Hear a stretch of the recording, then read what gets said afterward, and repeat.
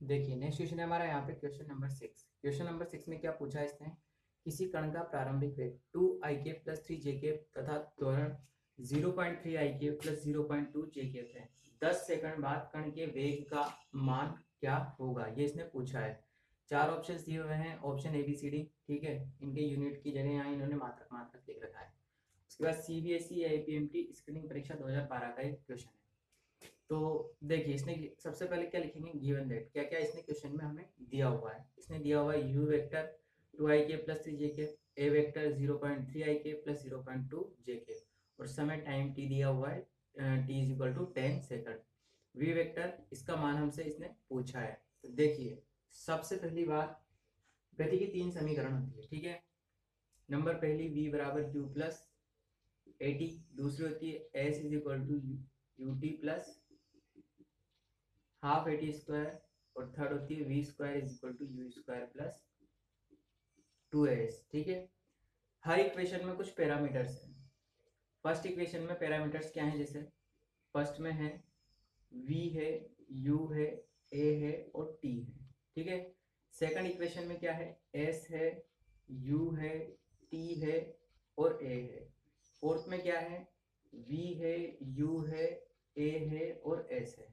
ठीक है, अब अगर इन पैरामीटर्स को मैं देखूं तो इन पैरामीटर्स में क्या है कि सबको अगर मैं टोटल मिला के लिखता हूँ, देखिए एक तो u आता है, एक v आता है, एक s आता है, एक a आता है और एक t आता है। v u a s और t, ये टोटल कितने हैं, 5 पैरामीटर है। ठीक है, 5 पैरामीटर है, और हर इक्वेशन में टोटल कितने पैरामीटर मिलेंगे हमको, चार चार पैरामीटर मिलेंगे, चार चार पैरामीटर मिलेंगे। ठीक है, कोई एक मिसिंग होगा।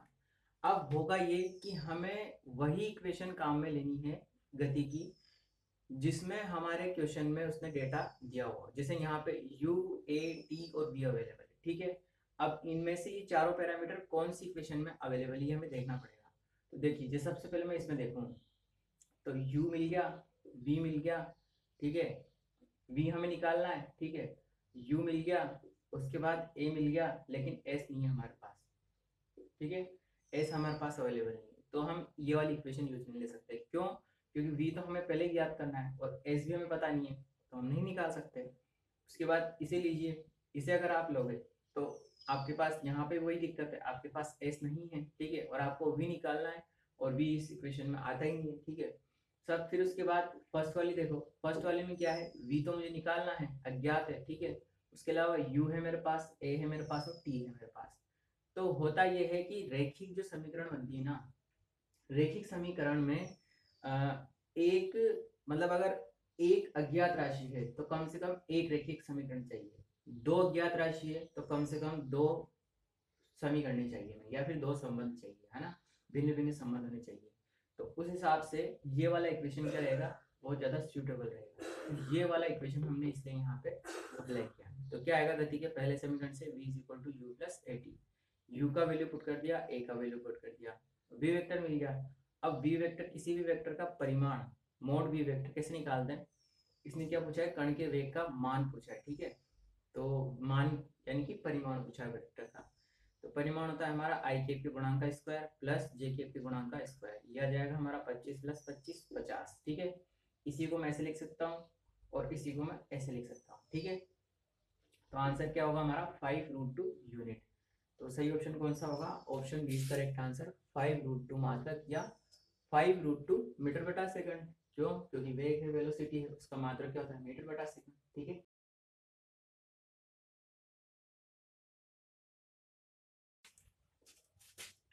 देखिए नेक्स्ट है हमारा क्वेश्चन नंबर 7। इसमें देखिए क्षैतिज से 45 डिग्री कोण पर एक प्रक्षेप्य प्रक्षेपित किया जाता है, प्रक्षेपित बिंदु से उच्चतम बिंदु पर प्रतीत होने वाले प्रक्षेप्य का कोण होगा। सीबीएसई आईपीएमटी मेंस 2011 में पूछा गया क्वेश्चन है।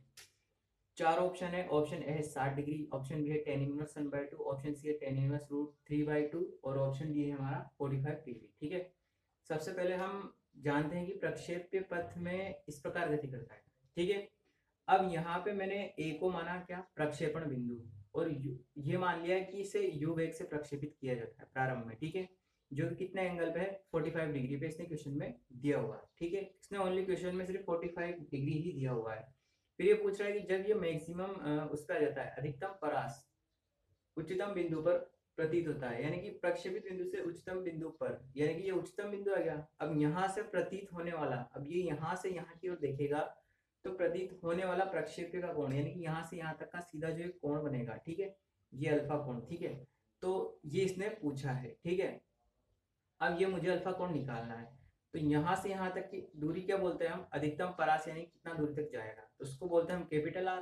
तो यहाँ से यहाँ तक की आधी दूरी हो जाएगी r/2, और यहाँ से यहाँ तक हो जाएगा r/2।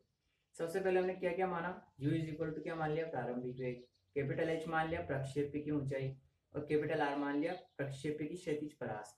फिर क्या करेंगे, अधिकतम ऊंचाई का फॉर्मूला हम जानते हैं, h is equal to u²/4g, जहाँ पे g क्या है, गुरुत्वीय त्वरण, समीकरण नंबर 1 दे दिया। फिर आएगा प्रक्षेप्य की परास, r is equal to u² sin 2θ/g। देखिए फिर यहाँ पे क्या करा हमने कि एक थीटा का मान पुट कर दिया, कितना है, 45 डिग्री। थीटा क्या होता है, प्रक्षेप्य को जब शुरुआत में जब हम प्रक्षेपित करते हैं तो वो क्षैतिज से कितना कोण बना रहा है। ठीक है, तो यहाँ पे 45 डिग्री रखने पे क्या हो जाएगा, sin 90, और sin 90 की वैल्यू आप जानते हैं 1 होती है। ठीक है, तो ये 1 हो गया, तो यहाँ पे बचा r is equal to u²/g। फिर मैंने क्या किया, यहाँ दोनों पक्षों में 1/2 का गुणा कर दिया, तो ये 1/2 यहाँ भी आ गया, 1/2 यहाँ भी आ गया। इसको दे दिया मैंने इक्वेशन नंबर 2। अब मैंने यहाँ पे 1/2 का गुणा क्यों किया, आगे देखिए। ट्राइंगल एबीडी में ए बी और डी में टेन अल्फा क्या होता है, लंब बटा आधार। तो लंब तो हो गया बीडी और आधार हो गया हमारा एडी। ठीक है, तो यहां से क्या आ जाएगा,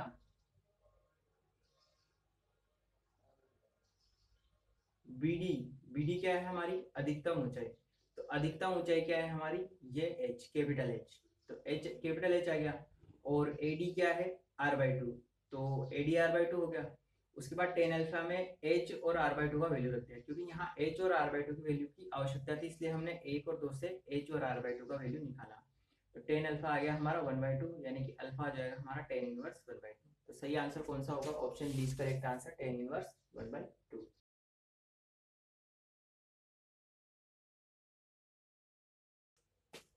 नेक्स्ट क्वेश्चन हमारा क्वेश्चन नंबर 8। एक कण अचर चाल से 5 सेंटीमीटर के वृत्ताकार पथ पर गति कर रहा है, जिसका आवर्तकाल 0.25 सेकंड है। ठीक है, कण का त्वरण है। सीबीएसई आईपीएमटी स्क्रीनिंग परीक्षा 2011 का एक क्वेश्चन है। अब यहाँ पे देखिए, इसने अचर चाल से 5 सेंटीमीटर के वृत्ताकार पथ लिखा है, तो ये 5 सेंटीमीटर इसकी परिधि नहीं है, 5 सेंटीमीटर इसकी क्या है, रेडियस, त्रिज्या है। ठीक है, ऑप्शंस दिए हुए इसने 25 मीटर बटा सेकंड स्क्वायर, 36 मीटर बटा सेकंड स्क्वायर, 5 मीटर बटा सेकंड स्क्वायर, ऑप्शन डी है 15 मीटर बटा सेकंड स्क्वायर। और क्या दिया हुआ इसने, आवर्तकाल टी बराबर 0.25 सेकंड। ठीक है, तो आवर्तकाल का मतलब है कि अगर कण यहाँ से चलना शुरू होता है तो यहाँ से वापस घूम कर ये वापस इसी जगह कब आएगा, 0.25 सेकंड में ये इतनी दूरी तय कर लेगा, पूरा एक चक्कर कर लेगा। ठीक है, कण 0.25 सेकंड में 2πr, यानी कि एक परिधि के बराबर दूरी तय करता है। ठीक है, और a बराबर क्या होता है, हमें क्वेश्चन में क्या पूछा है, त्वरण पूछा है। तो a अभिकेंद्रीय त्वरण क्या होता है, a बराबर v²/r। तो मुझे क्या चाहिए, v, तो यहाँ वेग क्या होता है, दूरी बटा समय। दूरी कितनी तय करेगा, 2πr, है ना, और समय, समय कितना लगेगा, 0.25, यानी कि आवर्तकाल के बराबर समय लगेगा। फिर उसके बाद 2 एज इट इज, पाई से पाई कैंसिल हो गया, और आर का वैल्यू में जब रखूंगा तो 5 सेंटीमीटर, यहाँ पे सेंटीमीटर में इसको मीटर में चेंज करना पड़ेगा, एसआई यूनिट में। तो मैं मीटर में चेंज करूंगा तो ये आ जाएगा 0.05, और नीचे ये 0.2, तो यहाँ दशमलव उठाया 10 आ गया, यहाँ दशमलव उठाया नीचे 100 आ गया, काटा 1/2 मीटर बटा सेकंड मेरा क्या आया, वेग या वेलोसिटी। उसके बाद ए क्या हो जाएगा, यहाँ पे वैल्यू पुट करेंगे, v का स्क्वायर यानी कि 1/2 का स्क्वायर 1/4, और r का वैल्यू क्या पुट करेंगे, 0.05, सोल्व आउट करेंगे, आंसर आएगा हमारा 5 मीटर बटा सेकंड स्क्वायर। तो सही ऑप्शन कौन सा होगा, option C is correct answer, 5 metre बटा सेकंड स्क्वायर।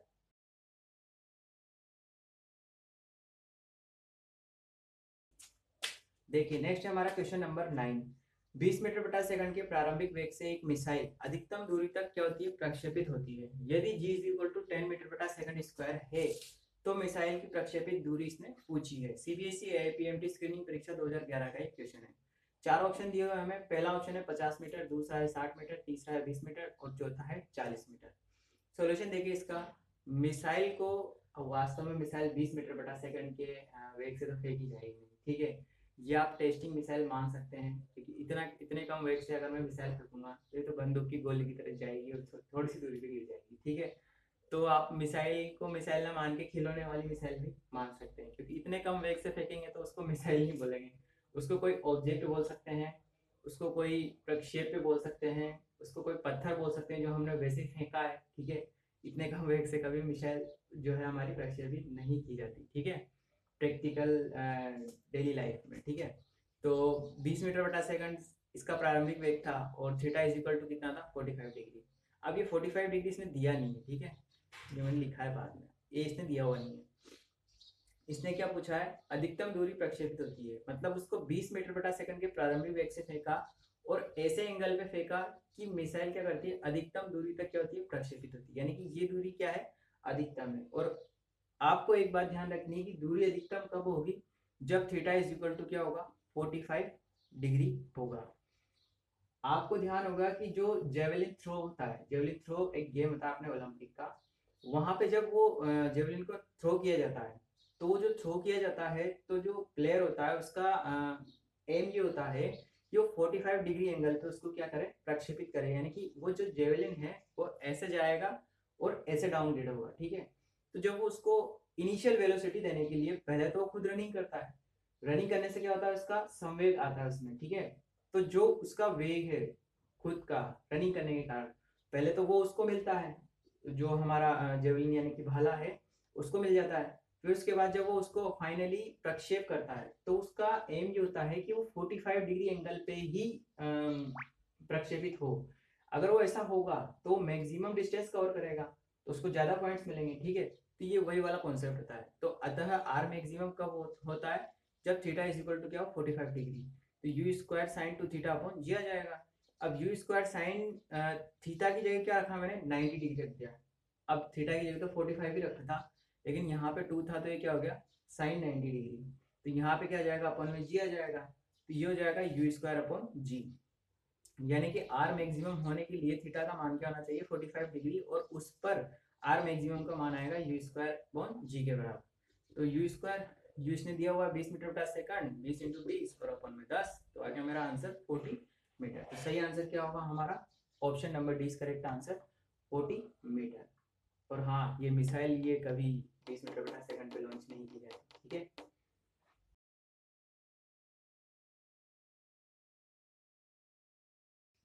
देखिए नेक्स्ट क्वेश्चन है हमारा, क्वेश्चन नंबर 10।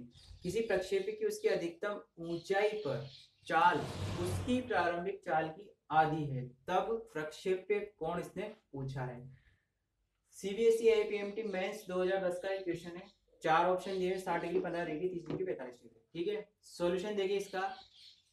इसने क्या बोला, प्रक्षेप्य की उसकी अधिकतम ऊंचाई पर चाल, एक कंडीशन दी उसने, अधिकतम ऊंचाई पर चाल उसकी प्रारंभिक चाल की क्या है, आधी है।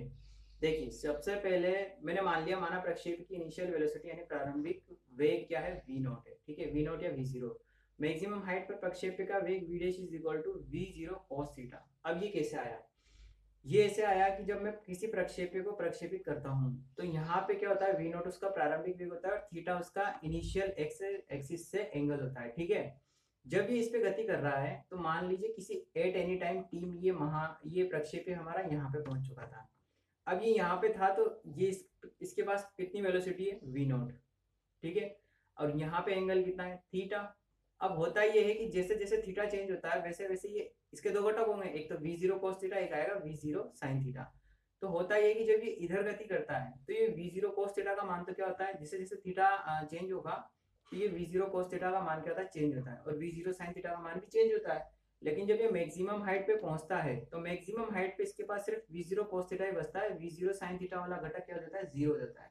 ये कैसे पता लगा, देखिए ये जो है हमारा प्रक्षेप्य, ये आगे गति कर रहा है इस घटक के कारण v0 cos थीटा के कारण, और ये ऊपर गति कर रहा है v0 sin थीटा के कारण। अब चूंकि ये मैक्सिमम हाइट पे पहुंच चुका है, इसके ऊपर ही जाएगा नहीं, तो ये जाएगा नहीं तो इसका v0 sin थीटा क्यों नहीं जा रहा, क्योंकि v0 sin थीटा क्या हो गया मेरा, जीरो हो गया। लेकिन ये आगे तो बढ़ रहा है, अब इसको इधर की साइड कौन बढ़ा रहा है, हमारा v0 cos थीटा वाला जो वेलोसिटी है ये इसको आगे बढ़ा रहा है, ठीक है। तो यहाँ पे क्या है कि मैक्सिमम हाइट पे क्या हो जाएगा, इसका वेग क्या हो जाएगा v0 cos थीटा। तो हमें क्या निकालना है, अकॉर्डिंग टू क्वेश्चन क्या दिया हुआ है इसने, एक संबंध दिया हुआ है कि अधिकतम ऊंचाई पर चाल उसकी प्रारंभिक चाल की क्या है, आधी है, यानी कि v dash is equal to v0/2। तो v डैश का मान यहाँ पे पुट कर दिया, v0/2 as it is, v0 से v0 cancel, cos theta is equal to 1/2, तो थीटा इज इक्वल टू क्या है मेरा 60 डिग्री। तो ऑप्शन ए क्या होगा मेरा correct answer, theta is equal to 60 degree.